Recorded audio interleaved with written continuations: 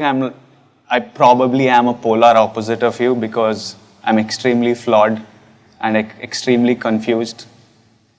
I think I might have a multiple personality issue happening.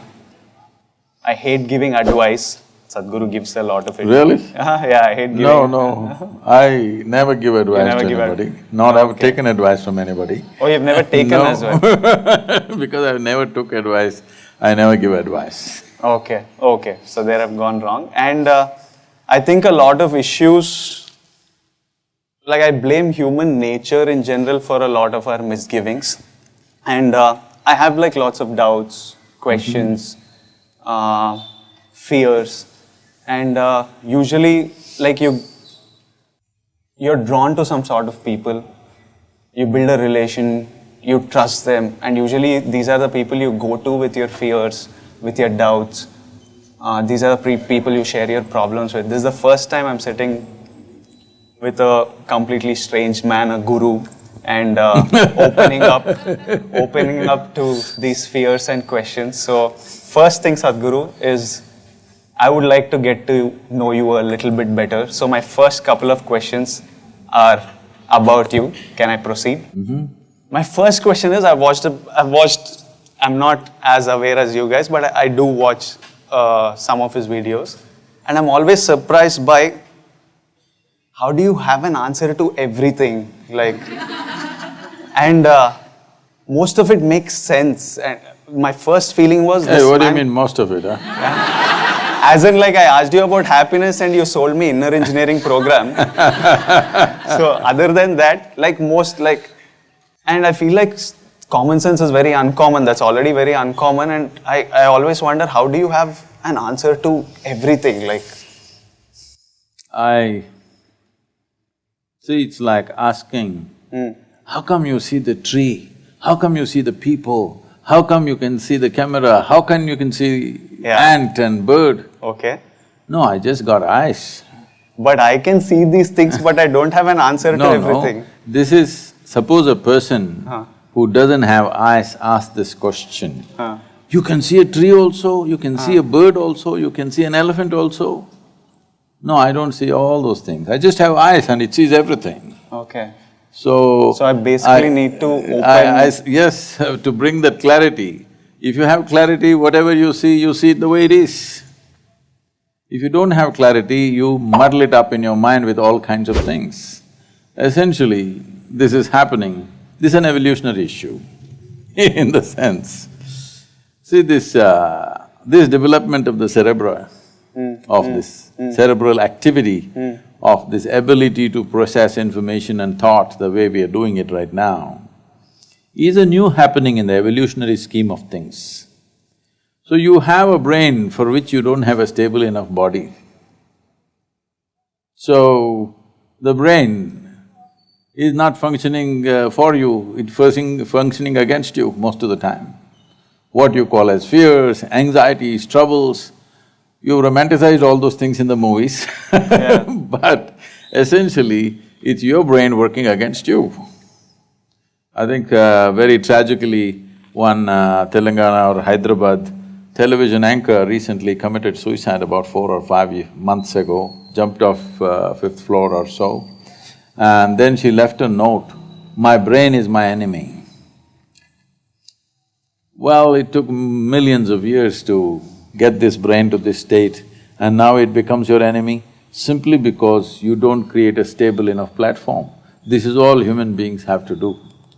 If you create a stable enough platform, then your intelligence will work for you rather than working against you. When it works against you, you call it stress, you call it anxiety, you call it fears, you call it confusion, you call it madness, but essentially it's just that your intelligence is turned against you. Please don't romanticize this, because your intelligence must work for you. If your intelligence turns against you, there is no force in the universe that can help you ever. So you're saying if we create a stable enough body to handle this brain, we will… I said a stable platform. Which body is included. And how do we create this stable platform? That's why I gave you the inner engineering program.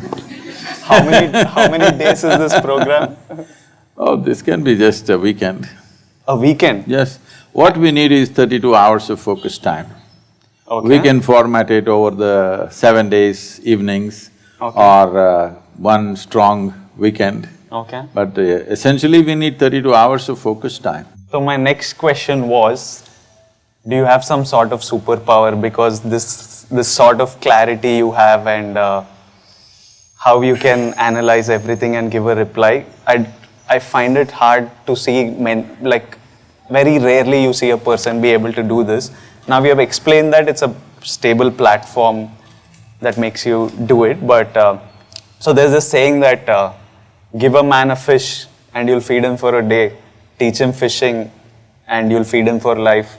So I wanted to ask you, tell me how to develop this platform so that I don't need to ask you answers. I will go and give people answers. But You will see this all the time around me. When people come initially, they come with 1,000 questions. As they settle down into practices, they are there for 10-15 years, they have not asked a single question. This doesn't mean all questions got answered, questions dissolved. So do you think if I do this engineering program, I'll have clarity like you and be able to respond to… If you do inner engineering program. Yeah, if did I just call it engineering? Okay. If I do that, I will be able to sit and give answers to people like this. You should also stop acting and be real.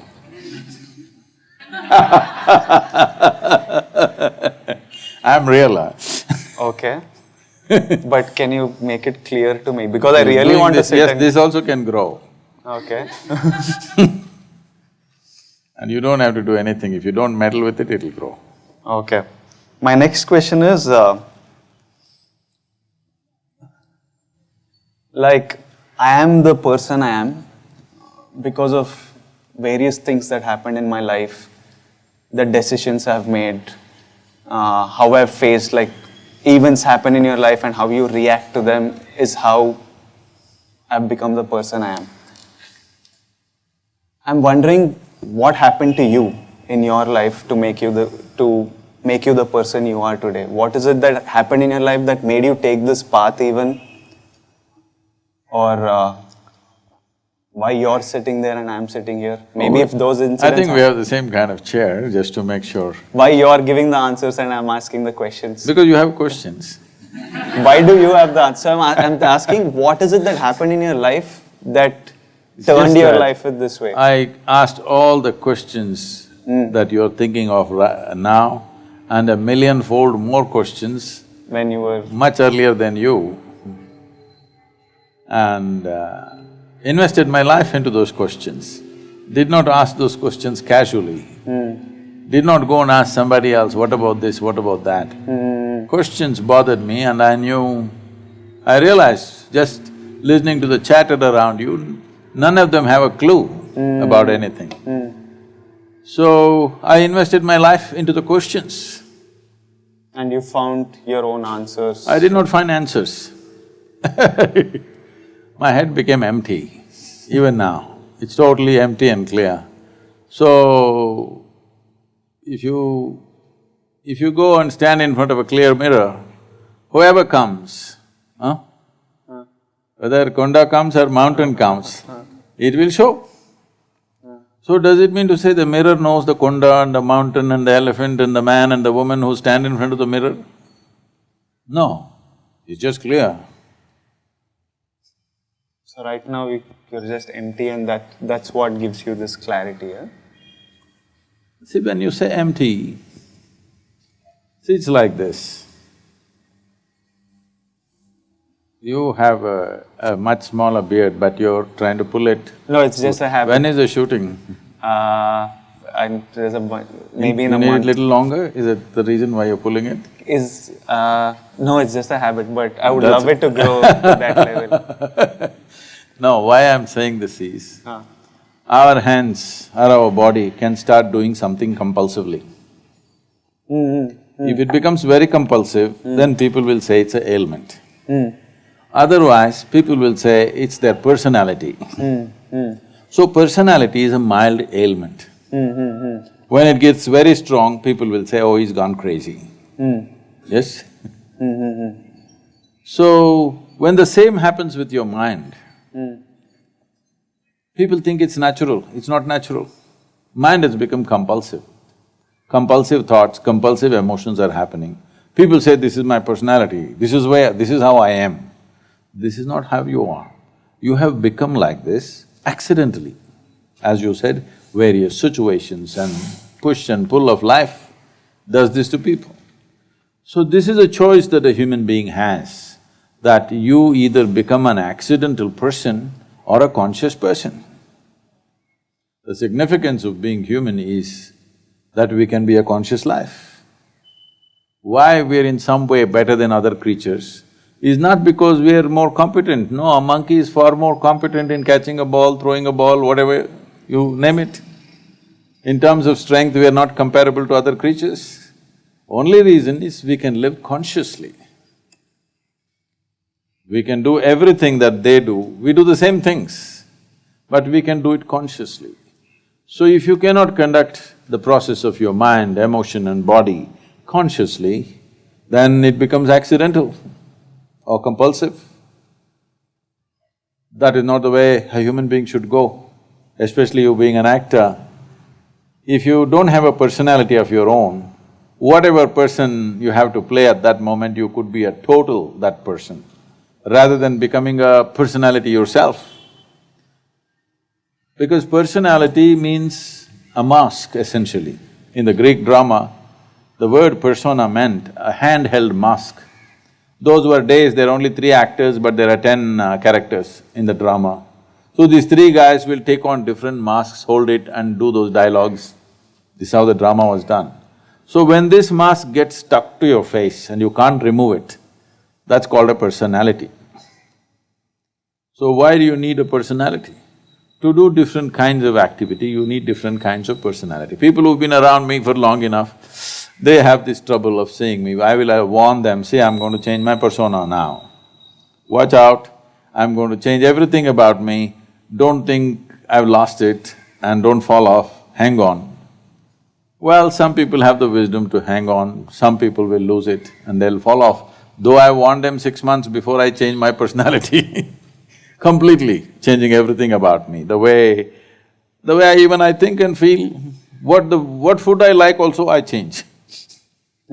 Because this is what a human being means. But you do that consciously? Consciously. To what objective, like why? Just for a change or? No, to fulfill different purposes. Okay. Like some spiritual stuff? No. Life purposes. When I was in the mode of consecration of Dhyana Linga, people saw me like a fireball, always intense. Spoke very little, rarely smiled. Now they can't believe that. So once that was over, then I told them, see, we've lived on the peaks for too long, time to get down to the valleys and do something more easy and simple. So then I get into the activity in the world, so I change my clothing, I change the way I eat, I change the way I look, I change the way I smile and talk, everything, because now you're reaching out to the world. At that time it was a different goal altogether, now it's a different thing. So accordingly, you do that. From this conscious living and compulsive behavior, what would you like to tell us, like what is better for us? Because we are all just reacting to every day. I'm faced with different situations and I'm just reacting to them and I'm doing whatever is in my best interest. And that is shaping the person I become, and I'm making these decisions consciously. Maybe this I'm doing compulsively, but this I don't care about, it doesn't affect my life in any way. No, I was just joking. Yeah. So, but the rest, we are all making mostly conscious decisions. See, as you said, you're reacting to situations. Yeah. When you say reaction, it means it's compulsive. There is a difference between reacting to something and responding to something. Okay, maybe wrong vocabulary. No, there is reaction. You may think through what is your well-being, but still it's a reaction, isn't it? No, we are also responding to You're situations. also… I mean, nobody is 100% this or that. Let's not misunderstand. Somebody is all up there and somebody is all down here. There's no such thing. Every human being rises and goes down, up and down happening. But the fundamental thing is, in a day, from the moment you got up today till this moment, hardly a quarter of the day is gone. How much of your thought, emotion, physical activity has been conscious? Including your breath and heartbeat and everything else. Oh, if I have to sit and be… but this is supposed to be involuntary, no? Breath and stuff. It is involuntary, but are you conscious is the question. Are you conscious of your breath now, every breath? See, ask… you can inquire, anybody can inquire, people who are around me, traveling with me, have they ever seen me doing any exercise? Do you know in the car while we were driving, you would do this with your mustache? No, yes, that is because today it is all little flared up and before I come to the camera, even now I am doing it. In Tamil Nadu, This is some also television… conscious, it's not like me. No, in Tamil Nadu, some television channels are using… because this is always a problem because I've never cut these things. Okay. So I have to do this before I go in front of the camera. Okay. And now one Tamil Nadu channel uses a promotional where I'm doing like this. Okay. And they made it… projected it in a completely different way. I'm like challenging the people like this. I'm not challenging anybody, I'm straightening out my mustache. Because if I do this or this, it can make my very face look different, like this. Yeah. So instead of cutting, I'm spending little time on doing this, not separate time when I'm driving. No time wasted. Yeah. So now I'll move on to the first question. From beard to… From beard to… it's actually quite a smooth transition, but I think this is the most important question that's bothering the youth today, and it's not only our nation but across the world. Everyone's wondering how to stop hair fall. Like, I don't… do you have some solution to this, Sadhguru? I think a lot of us would sleep better. Like, see, so many of them… People tell me, this hair care products or the amount of money spent on hair care products on the planet is much bigger than what's spent on education. Whoa! See how much we are concerned about our hair. See, I think you must learn from this tree, see how it's growing its hair. It's lucky that it's growing, for us it's falling. I think my effort is to shift their focus from their hair to their head. Okay, so we still don't have a solution for hair fall. Right now it's about the head. Well, if you keep the head cool, the hair may not fall. May not. Well, generally not. Okay. Why did your hair fall? Oh, because my hair… because for years, for almost 8 years or so, I wore badly designed helmets.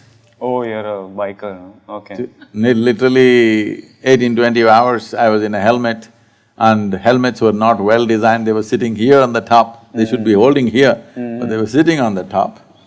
And I've never cared about my hair.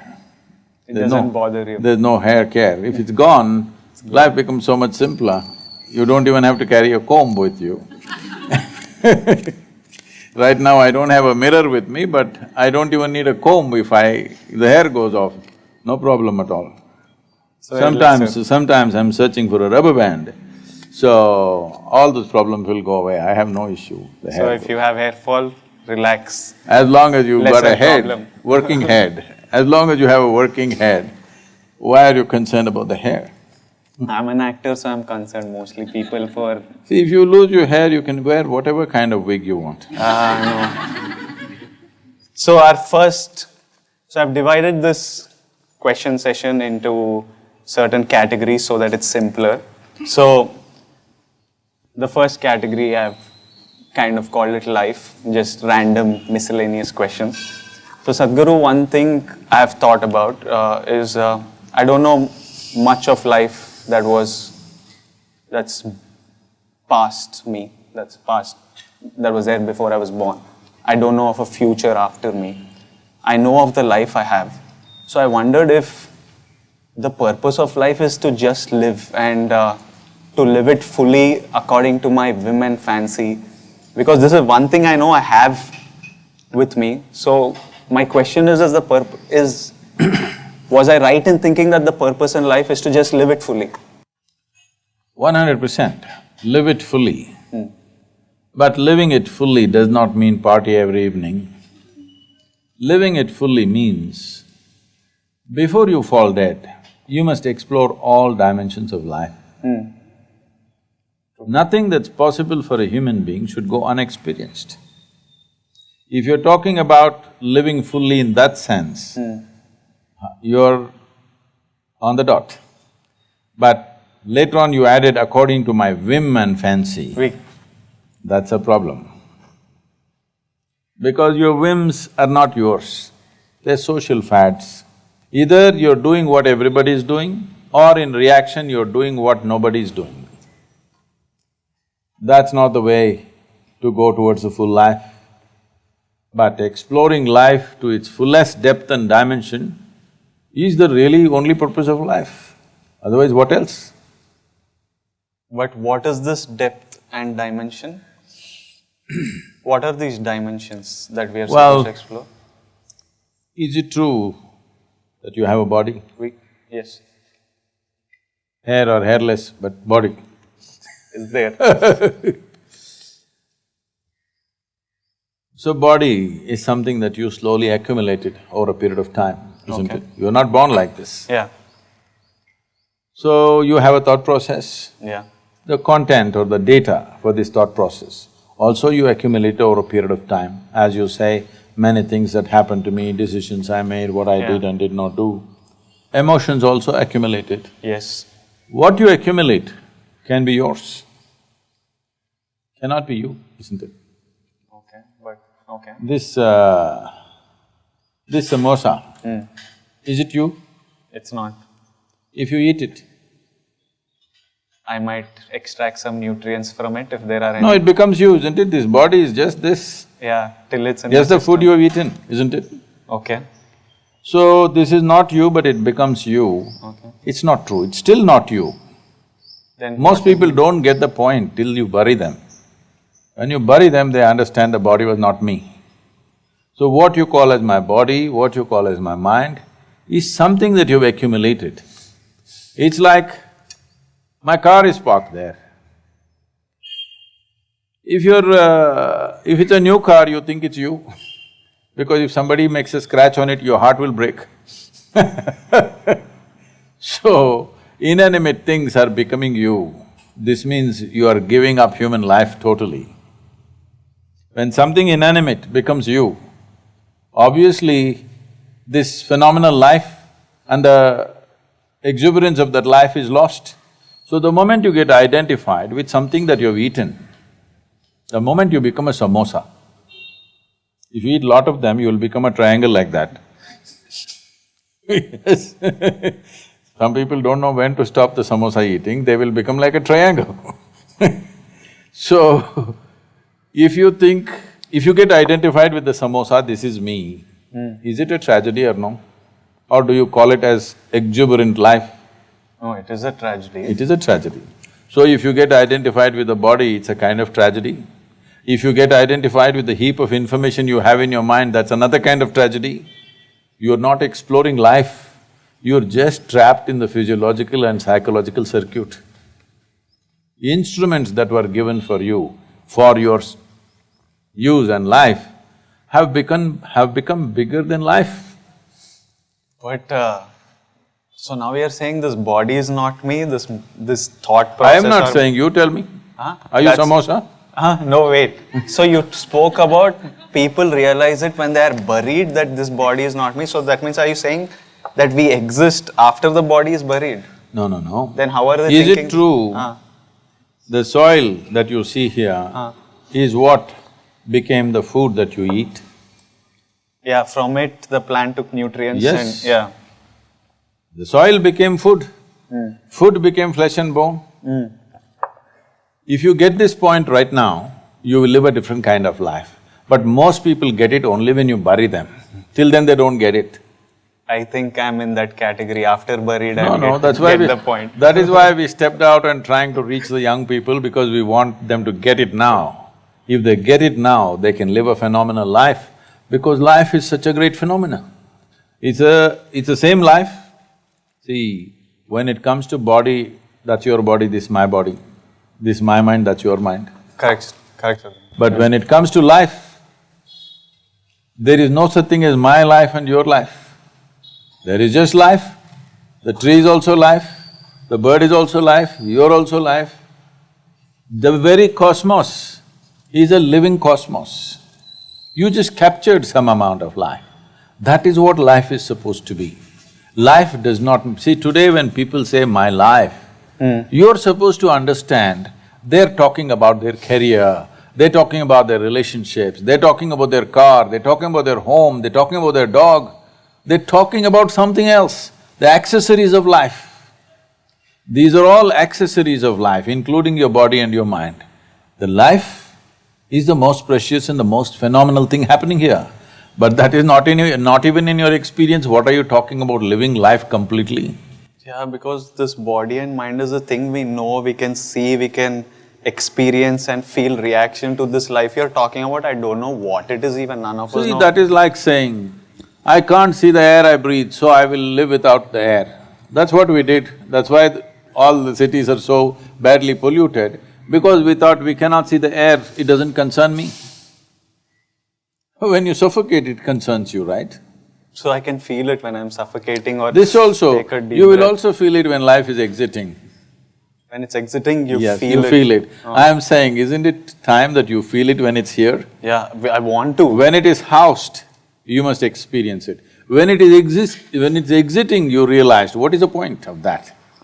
For this, if I do inner So engineering… this is the reason why I have stepped out for this Youth and Truth, because most people think spiritual process is at the last moment of their life. When they're dying, they must know something. I'm saying when you're living, when you just started your life, when life is ahead of you, you must know this. We want to, I want to. I can't speak for everyone, but I definitely want to, and I'm going to try and dig deeper so that I can get to other questions. See, what is engineering means, what one person thinks magic is actually another person's engineering, isn't it? Yeah, I agree. Yes or no? Yeah. I don't understand how a car functions or how a bulb comes on. For me, it's magic. I don't admit all this, your fans are watching. No, I'm quite open about my ignorance levels. So, it's engineering, but suppose 100 years ago, I brought a phone and made you talk to somebody in another part of the world, you think I'm doing magic, isn't it? Yeah. So engineering is like that. If you're finely engineered, you look magical. Other people thinks you are magical, but you know you're well engineered. Do you think I look magical? Do you think Sadhguru looks magical? I'm not finely engineered then. One thing that always bothered me, Sadhguru, was why do human beings find it so hard to live and let live? Like, I think it's such a simple concept that I will mind my business, I will be happy, you do your thing. Like, countries are messing with each other, religions are messing with each other, castes are messing with each other, people, inside families, people mess with each other. So I'm just like, why can't everyone mind their own business and be happy and do their thing? So why is that's living… a very simplistic desire. If you look at the way we are structuring our lives, it's designed for conflict. Okay. Right now, our idea of being happy, happiness means what? You must have this, this and this. So whatever that this and this, it is always in limited quantity. Now, right now as we sit here, between the tree and us there is a conflict. The tree wants to put its roots down into the earth, but because of people have been walking here, as much as she tries, she doesn't get to touch. See, there, close to the stem, it touched, but she wants all this because she knows her survival and her prosperity depends on how many roots will find the soil. But we are sitting here drinking tea, We think we are very happy, but we are encroaching because this is the nature of physical world. Because physical world or the physical itself has happened because of a defined boundary. Now, through the physical world, you're trying to achieve something which is not physical in nature. Your happiness was never physical, your joy was never physical, your love was never physical, it's something that you experienced. Certain pleasantness of life within you, which you gave names to it. But now you're trying to achieve the non-physical through physical means, and now as you expand, you will find it doesn't matter if you remove all the trees on the planet, still you're not happy. Not even healthy after some time, forget about happy. So this is always happening. Once we relate our experience of life to what we have and don't have, now conflict is inevitable because what you can have is always limited. Physical is always going to be limited because it's a world of boundaries. Without boundary, there's no physicality, isn't it? Without a defined boundary, there's no physicality. Now, you are a Devarakonda. Well, your ancestors settled for a small kingdom, but if you give them little power, they would like to occupy the next kingdom. In the history books, we will write, I come from the Vijayanagar empire. In the history books, if you read what glorious victories our Krishnadevaraya had, we are all very proud of it. But victories are never glorious, that's what the history books say. Victory is shameful, brings a whole lot of death, injury, widows, orphans. This is how victory is achieved always in a war, isn't it? Yeah. Because those who won write the history, they will describe it as glorious. Yeah. But those who lost, Misery. usually those who lost more people, more wealth, more misery, everything. Yeah.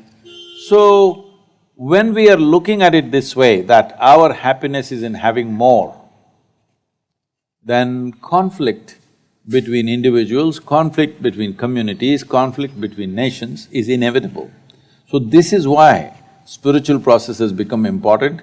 This is why do you think I'm coming and meeting all this, all of you film stars and business leaders, all kinds of influencers, is because we want to make spiritual process the mainstream. Spiritual process does not mean looking up, looking down. Your experience of life should transcend the limitations of physical. Something beyond physical, if it's your living experience, you will see and you will do your physical to the extent it's necessary, not to a point of conflict. So you're saying because of limited resources and greed… No, because of limited experience. See, right now your entire experience is rooted in body and mind. Yeah. Physicality, isn't it? Yeah. But physicality wants to expand limitlessly. If you want to expand limitlessly, see, just ask anybody. Right now they have a little property, they want to make a little bigger property. But this is more for security than just constant expansion for most of us. Like I can make a bunch of money with what I'm doing, but I know that I just want like maybe 2 houses and 1 car. Why does one man need 2 houses? For my parents. That's okay. Yeah. You can have 10 also, that's not my concern. Yeah, so All I'm saying I'm not is, constantly expanding. No, you will expand. See, your expansion may not be in property. See, if you know money, you will think only unlimited money. If you know property, you will think unlimited property. If you know knowledge, unlimited knowledge. If you know fame, you will look at unlimited fame. So, whatever your currency may be, but you can't stop human beings from expanding. So, how much expansion does one want? If I make you, instead of Devarakonda, I'll make you the king of this planet, will you be fulfilled? No. Because you will look at the other planets, you look at the other galaxies. As in first I'll say I don't want to be king of the planet, I don't… No, I'm not planning to make you. Suppose we make you the king of the planet, immediately you will look up, what about the moon? What about the sun? What about the galaxy? This is the nature of human being, because human being wants to expand, nothing wrong with it. It is just that wrong means is being employed, in the sense, you want to expand limitlessly, but you're choosing the dimension of boundaries to expand limitlessly. Okay, so you're saying… What you're seeking is boundlessness, but you're seeking it through boundaries of physicality. So unless your experience of life goes beyond your physical self, this is how it'll always be. Conflict is inevitable. But then this is something most of us will never end up doing. That is why we are saying, why this effort right now to touch the youth, to touch the world, is to bring what is called as, in Tamil Nadu we said, Orusattu Anmikam, one drop spirituality. Okay. Spirituality does not mean you have to take sannyas and walk on the street or do something else, sit in a temple, this is not what it is. Within you, your experience is little more than body and mind. Something beyond that has become a living experience for you. If this one thing happens, you will naturally function consciously. This compulsive need to expand will go away, because once you touch a non-physical dimension, then you're boundless. Once there is an experience of boundlessness, you understand physicality has to be managed. In this world, we have to make space for the tree, the ant, the bird, the elephant and the other people also. Not as a philosophy, but as a living experience. This is all coming from some sort of greed and expansion. I wouldn't use the word greed. This is longing to expand limitlessly, which is essentially a spiritual desire finding physical expression. Wrong means, it's like you're driving your car but you want to go to the moon. If you try very hard, you will be in Hussain Sagar. Maybe we are doing it unconsciously. Totally unconsciously. This need to expand is very unconscious. See, the need to expand is wonderful, otherwise human beings wouldn't progress. But it's being conducted unconsciously, and we have misunderstood this longing to expand limitlessly as a physical need, because right now our experience is limited to physical self. So, this is one question in the segment that comes from a boy called Bapu Chaitanya. So Bapu wanted me to ask you, is being patriotic or is patriotism good? See, a nation is an artificial situation we have created in the world. What is the ideal? Well, it would be fantastic if it was a global village or nation, as we call it. But will the globe happen without management? So for management we need… No, we anyway have to have a leader. Yeah. Now should we have an Indian leader, African leader, American leader? Question will come. Then fight will start. That's how nations have happened. Who should manage which part of the world? Because we could never agree that who should manage the whole world. So we made it into small parts. Well over 200 parts. Well, we could strive to make 4 or 5 nations in the world instead of 200 nations at some point. Now European Union is there, similarly we can make an American Union, an Asian Union and make just 3 or 4 nations.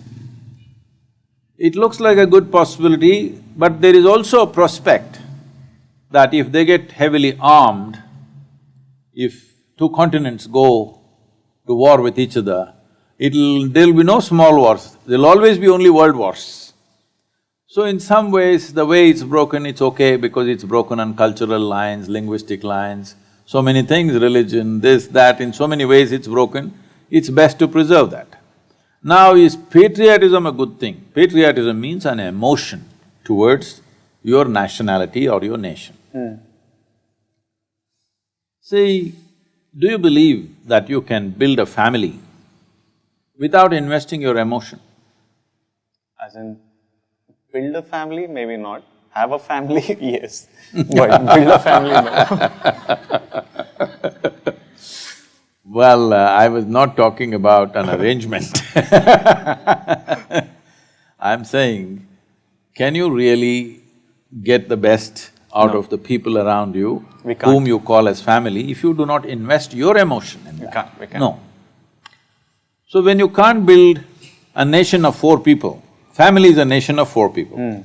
If you can't build a nation of 4 people, how are you supposed to build a nation of 125 crore people without investing emotion in it?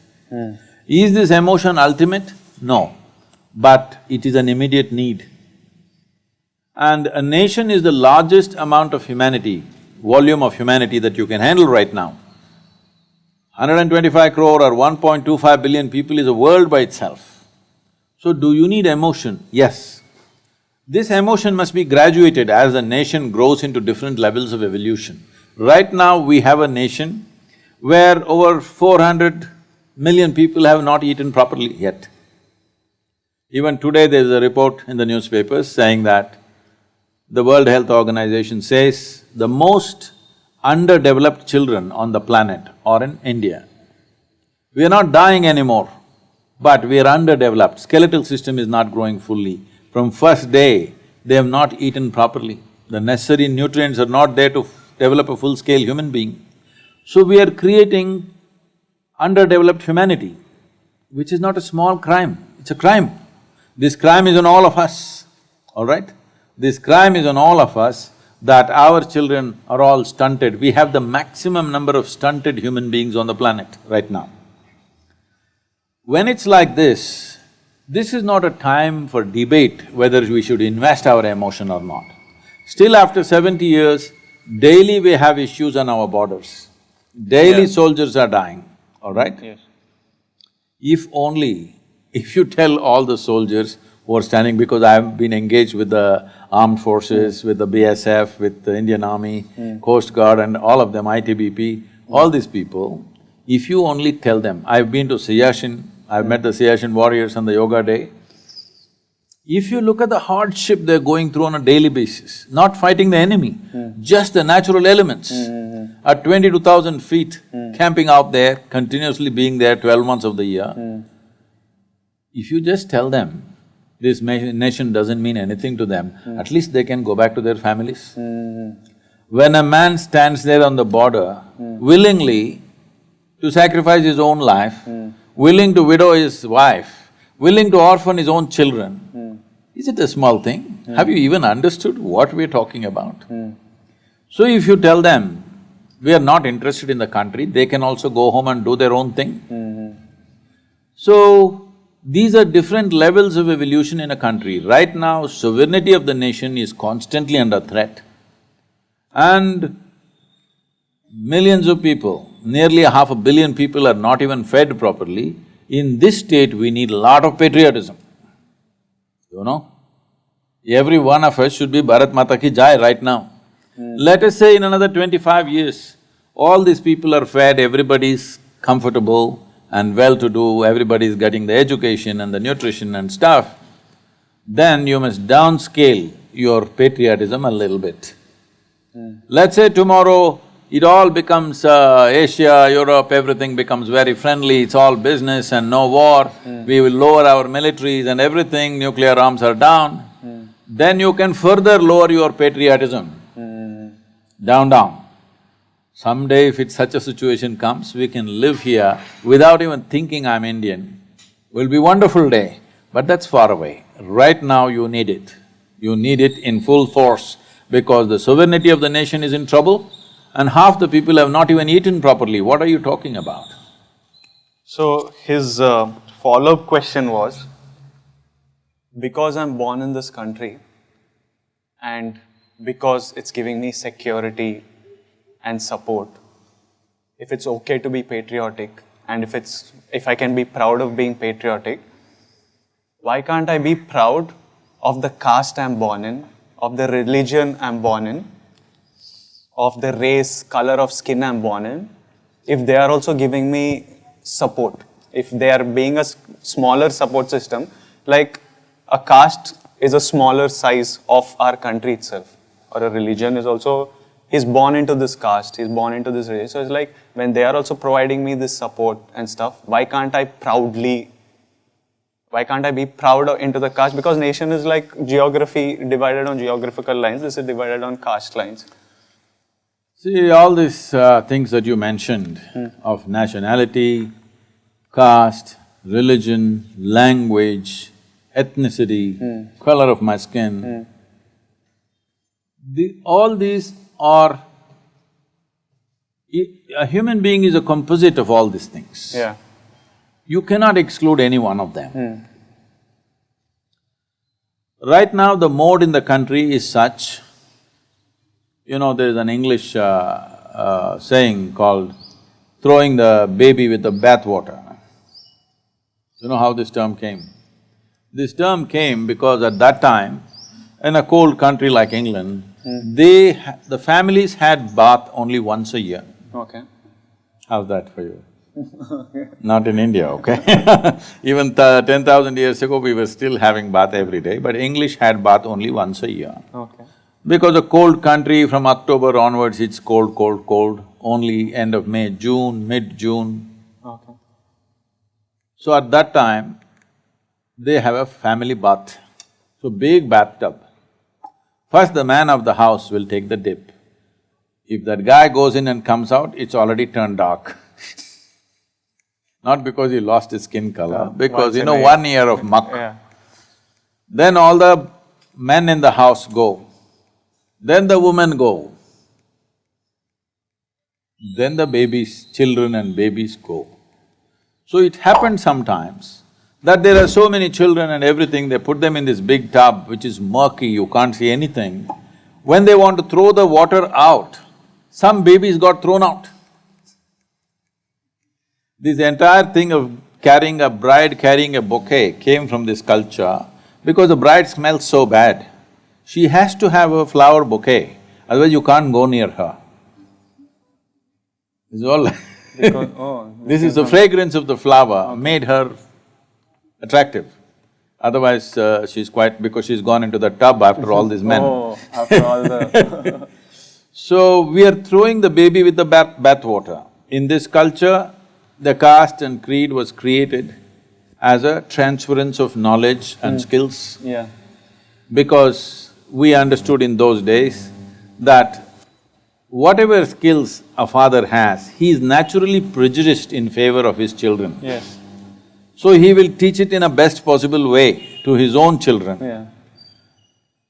So the family traits and culture always went like this. Yeah. This is the only reason Caste. why those who want their children to be really educated send them to Gurukulas, away from the family, where there is one man who's risen above his identities of blood and he is going to teach the best to their children, but the rest of the skills, simple skills of carpentry or blacksmithery or whatever else is needed on a daily basis, this was transferred only through the family. So they maintain this close thing. A blacksmith's family means they eat in a certain way as it's necessary for their type of work. They will marry only a blacksmith's girl because she knows how to make the fire, this, that. If you marry a carpenter's girl, she won't know how to do this. So it is from this they did. Out of this, a phenomenally kaleidoscopic culture we created. It's so fantastic. From one community to another, they're living side by side in the… in the neighborhood. For probably 100 years, 2-3 generations have lived. But the way they cook this home and this home is distinctly different. Okay. If I go to any house, if I just smell the seasoning, I just tell them what caste you belong to. Okay. Just if I smell the seasoning, I know what caste you belong to. Do you think we still cook it as… If they're married in… if they're married in the same thing and traditionally women who are trained in that are there, but today most women are going to school and college, they never spent enough time in the kitchen, so now things everybody change, smells like pizza or whatever, that's a different thing. But it is so distinctly different. You should not destroy this. The only thing we need to take away is the discrimination.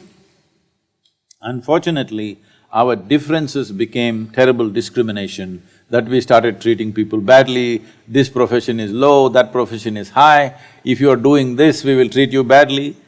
This discrimination we need to take, but right now we are trying to level out the whole culture, which is not going to work, and if it works, it'll be a very poor nation.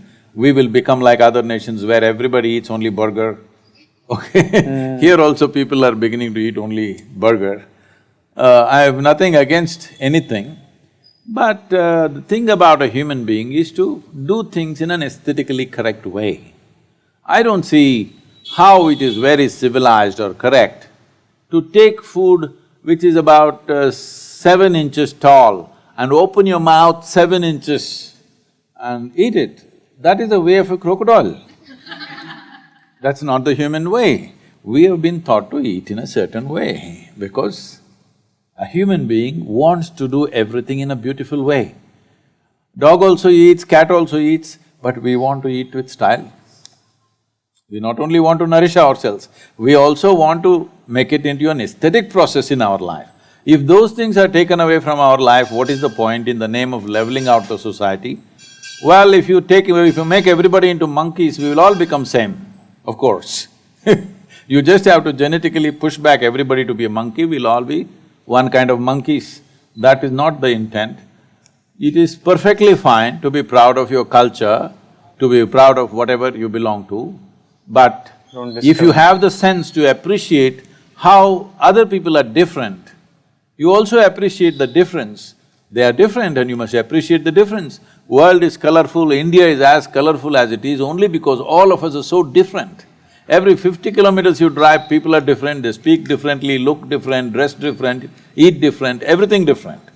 So it's fantastic, we must keep this color in the country. This color has not come just like that, 10,000 years of maturity to get this color. We should not destroy this colorful nation by believing in some kind of a silly, leveling out business. But at the same time, it's very, very important that we remove the discriminatory aspect of it and we learn to appreciate all the differences that others have. My next topic is on love. This is an age where we all…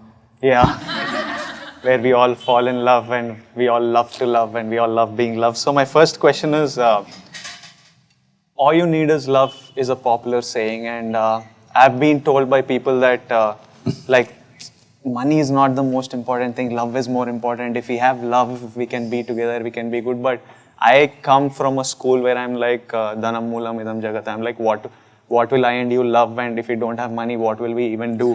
So my question is having a life full of love and not much money better, or is like going for ambition and working on our careers and making lots of money and security, but then maybe you don't find the right person but you settle or whatever. So what is a trade-off? Because it is a trade-off, we don't have time to do both things, like most of us don't. So… I was told some things were going on in the WhatsApp and stuff that in Hyderabad, after the demonetization, women are beginning to marry for love. Women are making so much money, Sadhguru. So, I would like your definition of what is it that you're calling as love? First of all, that's another question. Like, my personal feeling, like, I don't know. I've felt love, but I don't know how to define this word. I think this is a word that greeting card companies came up with to market stuff. And one more issue I had with love is, because it's so untangible, when I say I love you, you say I love you, we could be completely… Hypothetically. Hypothetically, like, when someone says I love you, I think maybe she means that I will give a kidney, I'll give my life for you if you're in trouble. And maybe when I say I love you, I'm like… No, she only said I'll give my heart, never the kidney. No, but to that extent, that I will do, my life is yours. When someone says I love you, they could mean that. And I could reciprocate with I love you to the same person, but maybe my meaning is that I really like spending time with you and you're the only person, and whenever I want to go out, I want to spend time with you, but I will not give a kidney or give my life for you.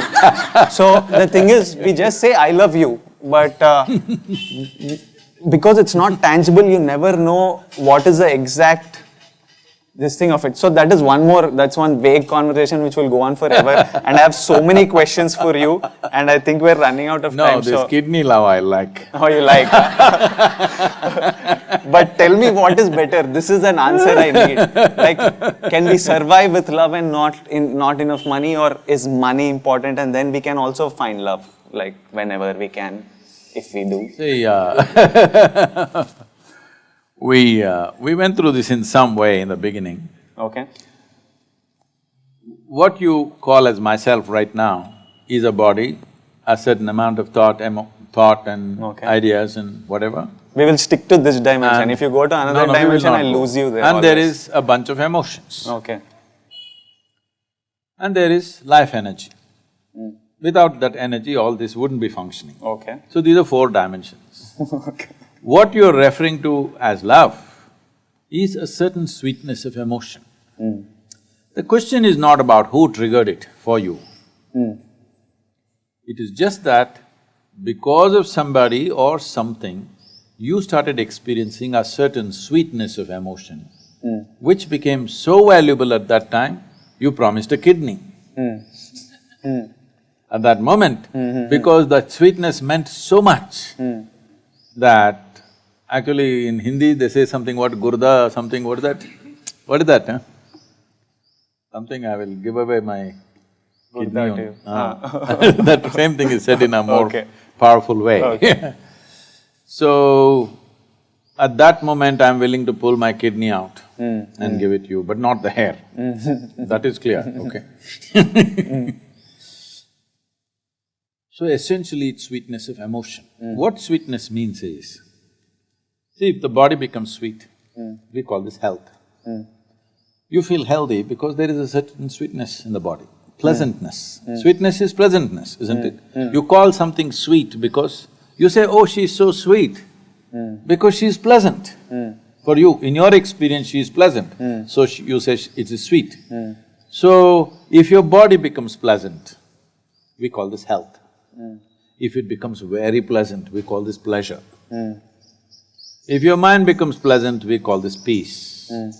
You're feeling pleasant, so you say, I'm peaceful. It became very pleasant, you call this joy.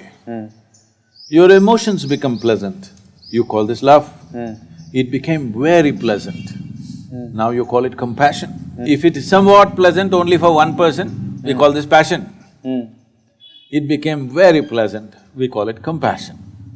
Now, you feel like that absolute sweetness towards the tree and the air you breathe and the people, you don't even know who they are, it doesn't matter, you have pleasantness. So we say compassion. If your very life energies become pleasant, we call this bliss. If it becomes very pleasant, we call it ecstasy. If your surroundings become pleasant, we call this success. So right now what you're doing is, you're pitting sweetness of emotion versus sweetness of the surroundings. To create sweetness of the surroundings, we need the cooperation of many forces. Situations have to cooperate, people have to cooperate, many things have to fall into place, otherwise success doesn't happen. Pleasantness of surroundings will not happen unless there is a skill to it, there's a talent to it, there's a certain amount of management to it, there are many things. But the sweetness of the body, the sweetness of the mind, the sweetness of the emotion and the sweetness of your energy must be 100% your making, isn't it? Yes or no? The sweetness of the surroundings, everybody has a stake, all of them will play a role in this. But the other four dimensions, the sweetness should be managed by you. So if you are in charge of that, then you would keep this always profusely sweet. Your mind, your emotion, your body, everything, you would keep it that way. Then all these struggles wouldn't even be relevant to you. This is one dimension. Money is a means to facilitate external situations. Love is a means to create internal pleasantness. How can you use a bathroom spray to make global warming go? Can you? I can't. It doesn't work like that, I'm saying. Yeah, it doesn't. What I'm saying is, the sweetness of inside or sweetness of surroundings both require time to build that sweetness. No. Huh? Like if I have to be successful in my… Sweetness of outside needs time, energy, effort, resource. Like a relationship needs nurturing, you need to spend time See, that with is the different thing. This is what I'm trying to distinguish. See, love is what happens within you. This is the sweetness of your heart. Relationship is… sometimes it's hard work. Oh, when I'm talking about love, I'm not talking spiritual, this is all relationship. No, I'm not talking only, anything everything. spiritual. There's nothing spiritual, this is emotion. Okay. See, right now, you're smiling. Yeah. Is it spiritual or just a regular smiler? Spiritual dimension I don't understand. That is I'm what, full you ground. don't have to understand that because you don't even have to name it that. All I'm saying is, if your body is feeling pleasant, you feel smile. healthy Yeah. and nice. If your mind is feeling pleasant, you feel peaceful and joyful. If your emotion is feeling pleasant, you feel loving and compassionate. So, why do you want to call it spiritual, non-spiritual nonsense? There's no such thing. So right now you sit here, you have very sweet emotion, not towards anything or anybody, you're just sitting here, sweet emotions. Has it happened to you? Nobody need to be there, just like that. If there is something, you share it. If there is nothing, you can sit here with a very sweet emotion. Now relationship is hard work. That is external success. You have to build it, you have to manage it, there are many aspects to it. While the other person may be looking at your external situations too, all right? They're not just looking at the sweetness of your heart, they're also looking at what you're wearing, what you're driving, how you are, who you are, everything they're looking at it. Yeah. So, a relationship involves those dimensions, you cannot say it is completely free of that. Well, when the gurda thing happens, maybe little bit they will cross that. But it doesn't mean it's completely free of that, no. It's always involved, physical things are involved, isn't it?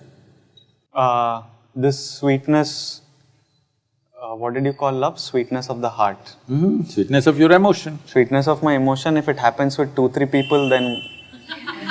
It cannot happen with 2-3 people, it can only happen within you. Okay. It only happens within you. If it is happening within me… No, 3 people are stimulating it. 3 people may be stimulating it. Okay. I am asking you, do you want to be a push-start machine or a self-start machine? Self-start? Self-start means your sweetness must be turned on by you. If you want to share it, you can share it. If you don't want to share it, you don't share it. But you must be sweet for your own self, not for some… See, love is not about somebody, it's the pleasantness of your existence, isn't it? Is it not important? Forget about other people, relationship stuff. But is it not important if you sit here, you are pleasant by your own nature, somebody need not come and poke you and crank you to be pleasant? Right now, what you're talking about is, 3 people have to crank me to make me pleasant. A very poor machine. You remember the old ambassadors? Yeah. Always they parked down slope, because morning you have to push. Now all the cars are self-start. Improvement, technological improvement or no? I'm just asking you to upgrade your technology so that you self-start. If you wake up in the morning, you're full of joy and love. If somebody comes, we will share. If nobody comes, we're just fine. One more question related to this in a very utilitarian, very basic, inhuman level. Our mind and eyes haven't been… You're also human, mate. Don't you call me inhuman, So, once when I was in my intermediate, and this is where your hormones are going through the roof, and this is mostly where you're attracted to the opposite sex or the same sex, depending on your choice. Once my dad sat me down and he told me, Vijay, if you buy a bottle of water, you can drink it, you can close the cap, you can keep it half full, you can know that when I reach that place I still have half a bottle of water, you can drink it to the last sip, you can refill it if you want, it's always with you. But if you fall in love with a girl, she's not an object, she's a person, and unlike an object, she has her own feelings, her own emotions, and she can develop likes and dislikes that might not suit you. She might make decisions that you might not think are in your best interest because she has her own life and she has her own choices. So I was like, what he was trying to do was, he was telling me, focus on your career now, because that will always, if you work towards it, it will always pay back. And for love, once you're settled and stuff, you can spend time on it. Right now it's about career. If I was a girl, he would tell me the same thing about a boy. So it again comes back to this question about, on a very real level, that we have, so many of us have to make these choices, where do we pursue ambition with all our intensity and time and energy, or do we, when you find the right person, do you try and… It's hard to find this balance though, because it's very competitive these days, and you have to give it all to survival's you need to work harder to beat the competition and survive. don't go on the competition trip, I'll come to it. So like nurturing a relationship versus nurturing ambition, like this was something he said. So I wanted to know your thoughts on that, like was he off the mark, was he off the point, was he… No, in his own way, what he's trying to tell you is, there is a time to build yourself and there is a time to live. If you try to live too early, then life may not stay with you. You may end up in a place that you yourself will not like after some time. So essentially he's saying, first build your life, then you try to live. But if you try to live too early, it won't last and you won't have a big life, you'll have a very small life. And one more thing is, we all love being loved. I'm talking again on a relationship level, that's all I know. No, let's settle this. When you experience love, it happened within you or here? I know you in the movies you're showing all those heart marks flowing this way and that way in Instagram and all that, but when you felt it, it happened within you or outside of you? It happened within me, but as a response to something. In stimulation. That's why I said, do you want to be a self-start machine or a push-start machine? Somebody has to come and stimulate, only then you will feel sweet. So you're saying without any stimulation, I can sit here and just feel full of love and feel happy and stuff? If you're self-start. Whoa, that must be a cool place to be at, like to See, feel it is cool. It must be a cool place to be at. We have to try and get there someday, like. That's why in engineering. But first have to pay rents. First have No, the paying rent will not even be a concern. When… Yes. Because you can just be under a tree and No, be that's full not of the love. point. It's not being under a tree. Being under a tree is fantastic, but it's not about that. See, right now, small things are being made big because most people don't need an enemy. They're doing fine by themselves.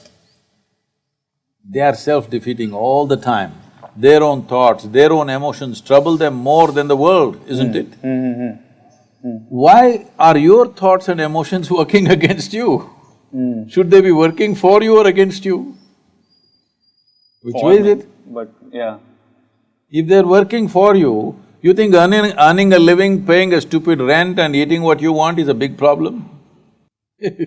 Earthworm and grasshopper is earning its living. This big brain, you can't earn a living? What are you talking about? Because such a big brain is working against you, that is the only problem.